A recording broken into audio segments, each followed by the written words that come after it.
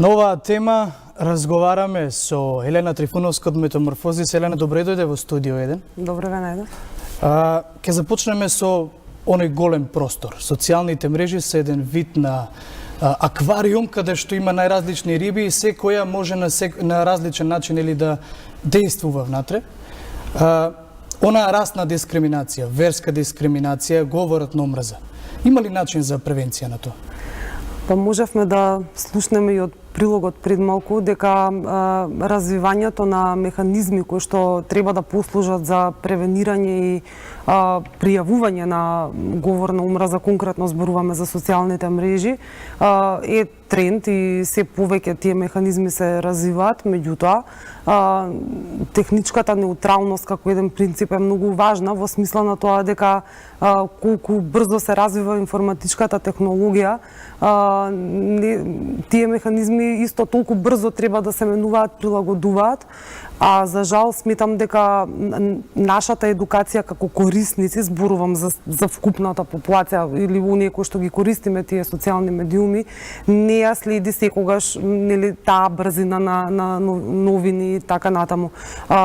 Едукацијата на корисниците на социјалните мрежи сметам дека е клучна, бидејќи низ праксата во Република Македонија, иако имаме и законски утврдени механизми за пријава на говор на омраза и покрај тие законски механизми имаме и сите ние кои што работиме на оваа тема развиено одредени алатки за помош и пријава на говорот на омраза. Праксата покажува дека едукацијата, зборувам сега од децата кои што се повеќе и се порано почнуваат да се но сепак има нели и постари генерации кои што не се научени и како постари генерации кои што и не се научени, меѓутоа и можеби и потешко ги учат, да кажеме, да ја учат таа примена на тие механизми. Така што состојбата, како што рековте, е, да кажеме, проблематична со оглед на тоа колкав број од нас користиме секојдневно социјални медиуми, колку време поминуваме на нив и каков тип на информации не интересираат или за каков тип на информации не таргетира оној кој што тие информации ги пласира. Говорот на омраза нормално може да дојде од страна на лице, од индивидуа, но како што слушнавме претходно, неретко се случува тоа да биде, да речеме, една агенда на и не само на политички партии или лица кои што се занимаваат со политика, туку и од други ентитети кои што на тој начин допираат до одредена популација. Кога лицето е познато, значи нели има име и презиме, во случај ако не е познато има лажен профил на социјалните мрежи и тоа е лесно може да биде откриено.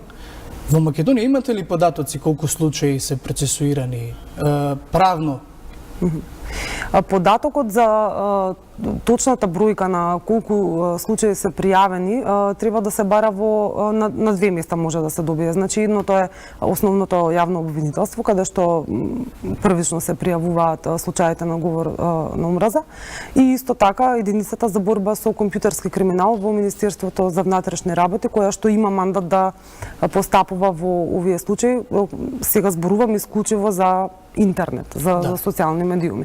Јас лично таа бројка ја немам во моментов, меѓутоа можам да кажам дека од она што имавме можност деновиве да го слушнеме и да го видиме од извештаите кои што беа објавени и од Freedom House и од Репортери без граници, но и ако се земе домашната пракса предвид, а тука не смееме да ги исклучиме Советот за етика во медиумите и Агенцијата за визуелни медиумски услуги како еден регулатор, на праксата ќе каже дека особено праксата на АВМУ како регулатор дека голем број на случаите кои што тие ги имаат пријавено како регулаторно тело во основното јавно обвинителство, па и случаи кои што веќе дошле до судот, не се процесуирани на начин на кој што законот тоа го предвидува. Односно нема реакција. Се казни од самата агенција, а со оглед на тоа што интернетот не е регулиран, веројатно треба да се најде легислатива со Министерството за информатичко општество пред се и легислатива, да, има законска основа за Министерството преку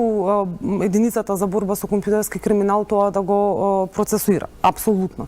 Меѓутоа станува збор за можеби едно ајде да кажеме не доволно разбирање на самото дело кога станува збор за судско одлучување. Значи, тоа е она што го нотира самата агенција од својата пракса. Од друга страна пак, ако го погледнеме Советот за етика, нивните статистики велат дека на трето место се од пријавите од граѓаните, сега зборуваме, нели, оние кои што се имаат обратено до Советот, дека оние дела, оние прекршувања кои што се однесуваат на говор на омрза се на трето место по вкупниот број на пријави кои што Советот ги има добиено.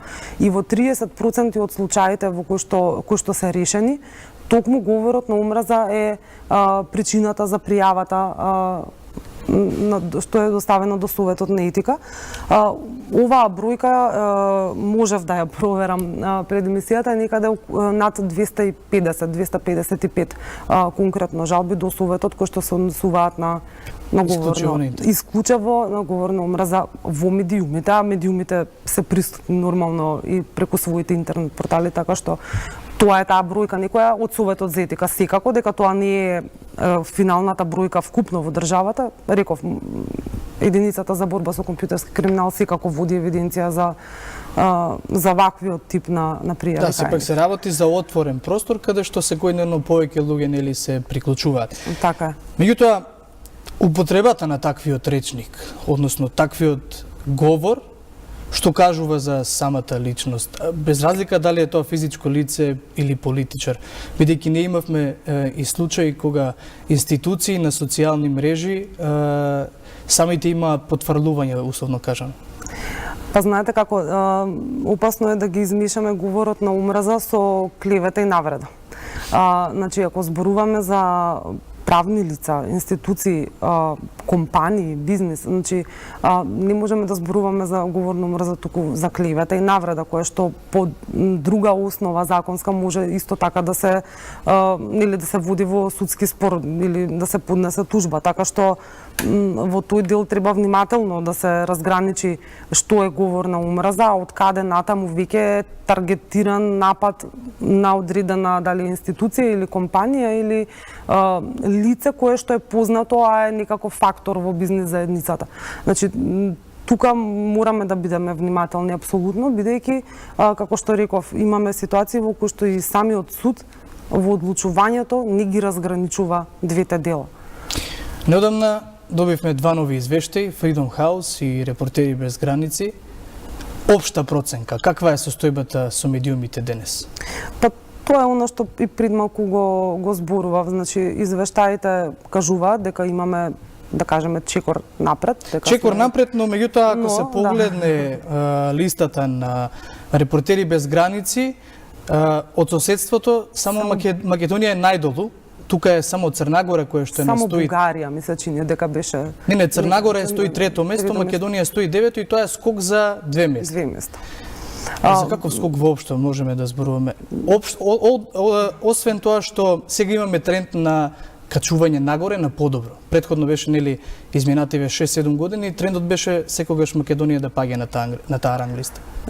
Она што и претходно го кажав, апсолутно треба да ги имаме во вид извештаите и треба да имаме слух за она што низ тие истражувања нели како индикатор се покажува за нашата земја, меѓутоа никогаш да не ги занемариме и податоците од нашите регулаторни тела. Она што го зборувавме за кога имате вие ситуација во која што едно регулаторно тело вели дека не може да ги спроцесуира на соодветен начин сопствените жалби во системот, тогаш не знам колку е релевантен податокот дали сме на 9-то, 10-то, 8-то место. Значи, ние системски треба да ги решиме работите за да може и веројатно во тие извештаи да се покаже нешто друго како подобар резултат.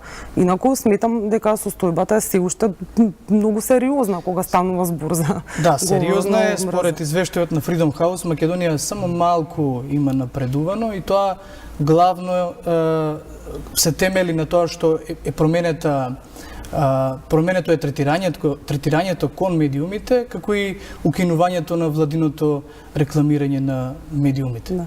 Мислам дека еден аспект кој што, бидејќи нели за тоа разговараме денеска, за тоа сум и јас тука, еден многу важен аспект на сето ова кое што го зборуваме и како говорот на омраза воопшто влијае врз сите нас, врз личноста. Бидејќи за некој да ја има свеста дека има проблем и тоа треба да го пријави никаде, така треба да биде и свесен дека му се случува говор на омраза. Дали е тоа на Facebook или не е важно на која социјална мрежа е. Онлайн говорот на омраза како поим е многу широк, па дури комуникацијата со мобилните телефони ја опфаќа како таква. Мислам дека во ред да зборуваме за праксата, дали е судска, дали е институционална, што се случува, померењата на Freedom House и така натаму, меѓутоа колку ние сме едуцирани, знаеме како да се заштитиме и каде да пријавиме доколку имаме проблем. Од она што низ нашата работа во Метаморфозис имавме можност да забележиме дека многу малку од луѓето кои што биле засегнати, да кажеме, знаат дека со пријава против непознат сторител во било која полициска станица можат веќе да отпочнат постапка. Да. Јас не можам да коментирам колку е таа процедура ефикасна, меѓутоа како таква постои и е почетна основа за натаму да се води тој случај или да се заштити тоа лице кое што било предмет на говор на омраза. Утре е 27 април, на минатиот 27 април знаеме што се случуваше во Собранието на Република Македонија и во самото предвестие на случувањата следува, па може да се каже, експлицитен говор на омраза на социјалните мрежи, дури некои од медиумите го практикуваат тоа. Вие како Метаморфозис, наблюдувајќи ја состојбата, како со медиумите и активноста на политичарите, имате ли случај каде политичари се јавуваат како директни луѓе кои што го правеле тоа, односно употребиле на некој начин говор на омраза, потикнувале некаква дискриминација или слично? Во еден од нашите големи проекти, сервисот за проверка на факти од медиумите, имавме голем број на проверки на факти кои што покрај другото, тој не се занимаваше исклучиво со говор од омраза, туку и Предпоставувам зборувате за лажните вести пред се. Да. Значи не само говор на омраза, проверка на факти, на она што се изнесува во одредена медиумска содржина. Преку овој сервис имавме одреден број на текстови, на медиумски содржини кои што укажуваат на ширење на говор на омраза и од страна на одредени, да кажеме, се политичари, луѓе кои што имаат влијание, да кажеме, да не биде дека само политичарите ги ставаме во влога на или зборуваме негативно за нив, меѓутоа луѓе кои што имаат, луѓе кои што имаат некакво влијание врз јавноста генерално. Повторно ќе кажам дека свеста на оние кои што ја примаат информацијата е многу важна, бидејќи доколку оној кој што ја прима информацијата веќе има некои негови предрасуди лични, кога ќе ја прими таа информација која што содржи говор на омраза, предрасудите само ќе му се зацврснат, дури можеби ќе биде и поттикнат на некаква акција од таквиот тип на содржина која што ја прима.